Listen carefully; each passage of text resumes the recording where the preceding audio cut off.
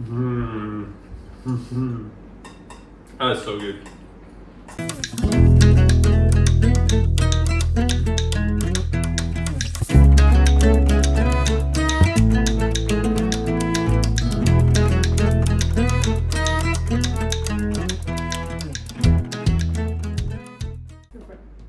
Hello, beautiful people.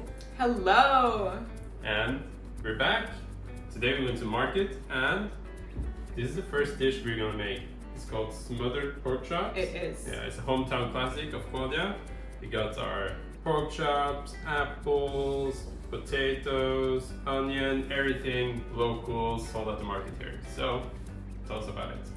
So, these are pork chops and applesauce, as he said. Don't go away, it sounds weird. He said the same thing, but now it's a daily favorite for ours. Anytime we can make it, we're gonna make it. We even made it with chicken one time just because we wanted the flavors. So, here we are. So we're gonna start off cooking the potatoes because they're going to be baked in the oven, and then we'll move on to the meat and the apples and everything because that takes a little less time than the potatoes to cook.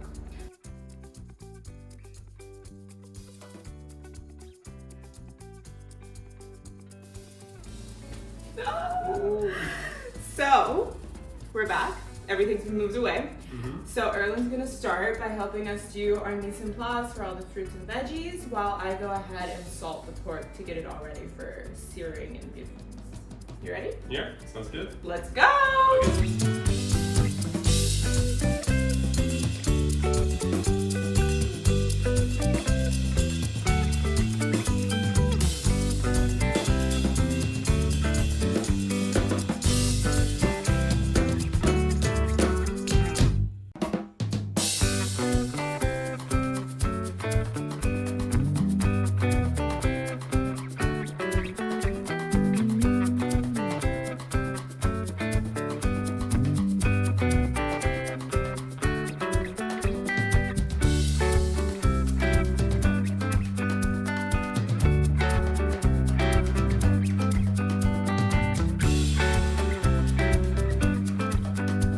So, let's give him some props. Let's give him a round of applause. He did an amazing job on cutting everything up. Way too many apples, but we're going to eat them all. Trust and believe. Yeah? Will. Right now. We will. Yay. So let's get started. Okay, so Claudia has salted the pork chops. So I think we'll just get started browning it. So why don't you join me? Yay! While he does that, I will start on the potatoes and we'll have a multi-video going right now. Let's go. Okay guys, so we're gonna start off with some olive oil. This is my type, you can use any type. This is all gonna be eyeballed. I'll try and give you some measurements, but they will all definitely be eyeballed. This will make sure that all of the seasonings stick to the potatoes and garlic that are in here. So we're gonna move on to our oregano. Just a couple dashes in here. I do love oregano, so I might put a little more than a dash. And then we'll move on to the black pepper. Give it a couple.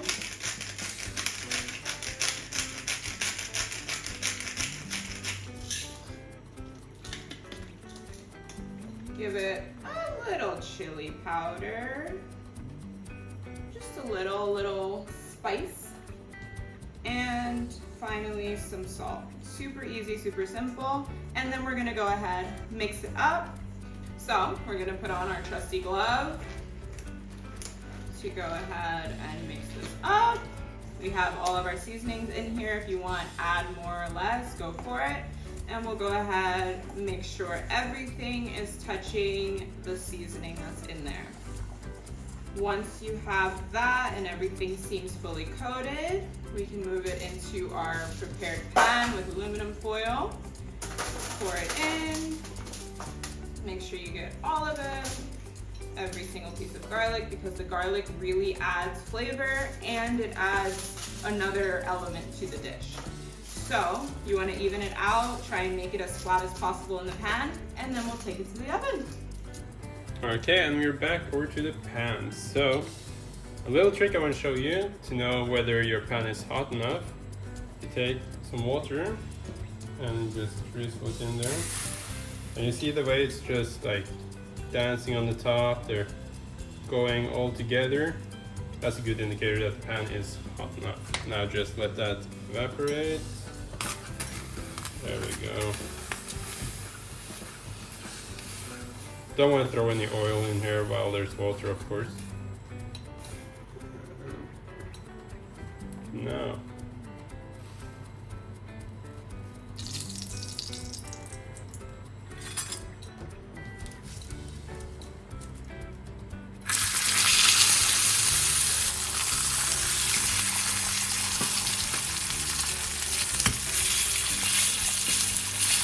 So, with the apples, we're gonna make sweet apples. Stay with me, it's gonna be a sweet and salty dish. It's gonna be delicious.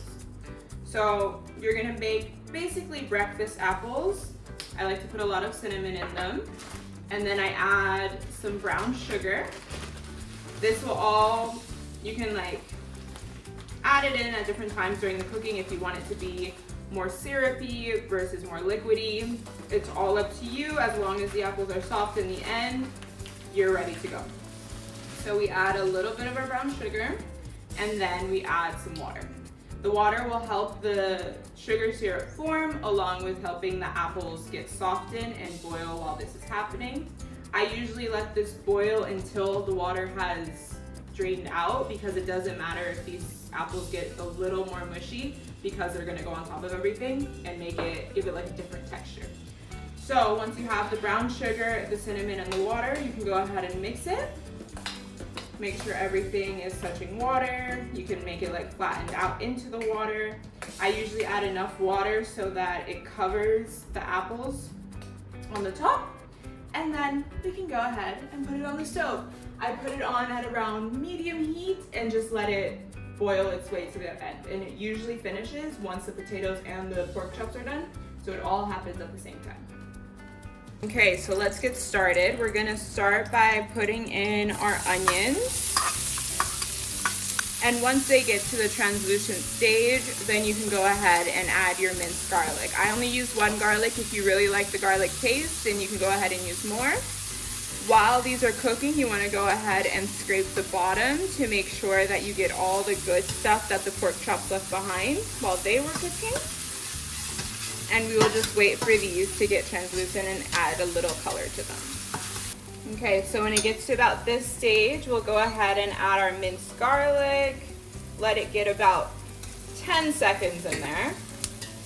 Okay, so now that our garlic has gotten its 10 seconds of fame, we're gonna go ahead and throw in some butter. This is gonna be the beginning of our roux. The roux will help us thicken the sauce, and you will see we do like ourselves a lot of sauce. So don't judge, because once you make this, you're going to want the amount of sauce that we put on it as well. So we let the butter melt a bit with the onions and the garlic, and then we grab our flour.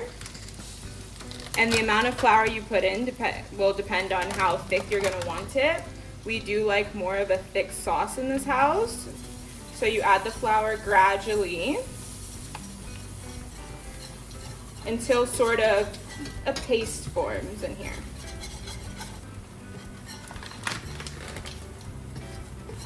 So, as you can see here, more of a paste is forming. All the onions and garlic are more sticking together. And from here, we do need to be a little more careful because we're gonna start adding the water. And we don't want to break the roux that we just made, because then it will break the thickening of it. So we'll add water very gradually.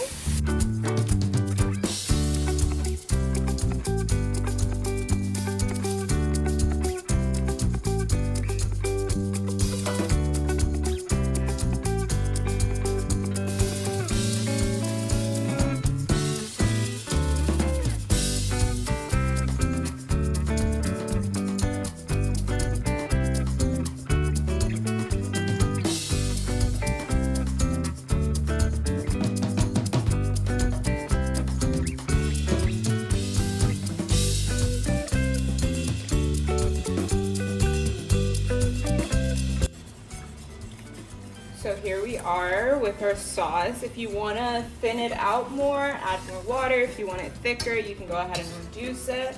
I usually add a lot more water than I need so that I can reduce it, because I like the flavors that end up coming out once I've seasoned it and everything, and all the flavors get to meld, and it kind of gives it time to come together as a dish.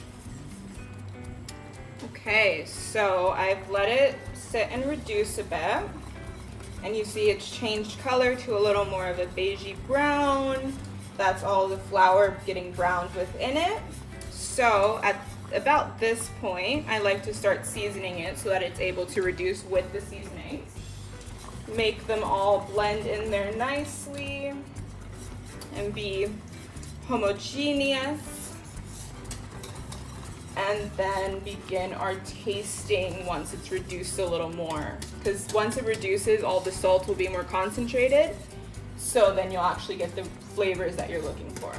So we'll let that reduce some more, and we'll come back when it's ready to put the pork chops in it.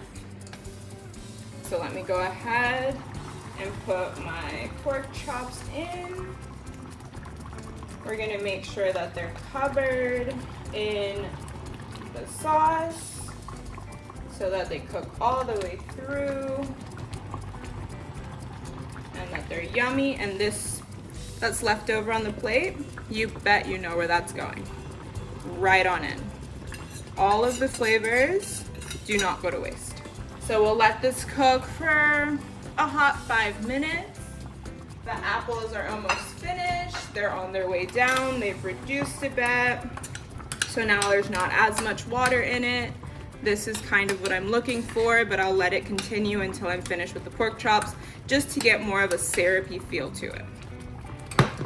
The potatoes are also almost finished. I took them 30 minutes and then I put them onto broil so that they can get a nice crispier outer shell. And we'll come back when we're plating. Okay, so let's get started on plating this beauty. So we'll each get 2 of these pork chops. I'll only plate 1 for the moment. So there's 1. We try to use our plates that look more like bowls because of the amount of sauce that's gonna go into these. I'll give it some sauce. We will use all of the sauce that's in this bowl, in this pan, so in the bowl too, you know, we will soak up all of the sauce. That's what the potatoes are for. That is their main and only purpose.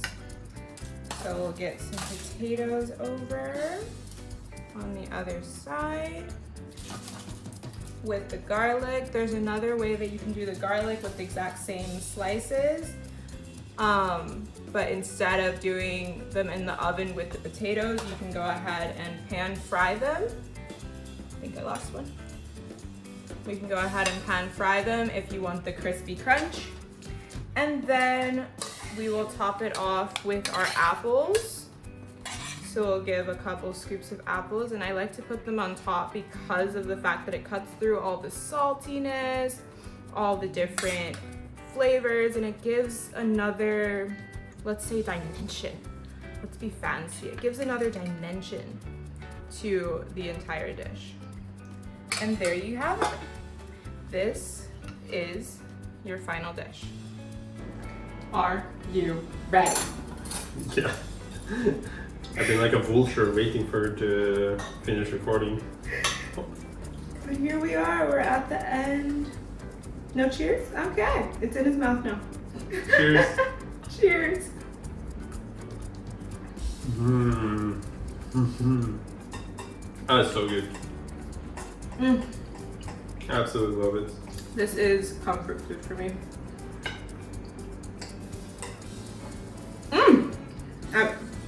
There's nothing really I can tell you guys.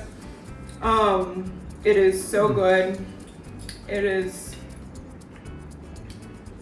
comfort. It's like you're getting hugged by your grandmother right now. And such a delicious hug. And, you know, I could cry.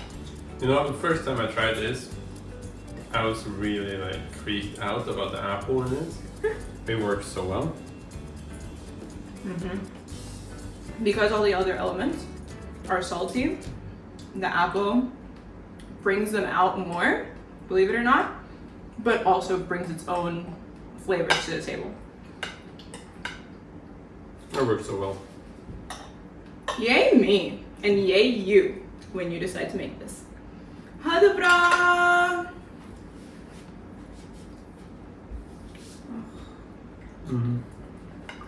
Ja.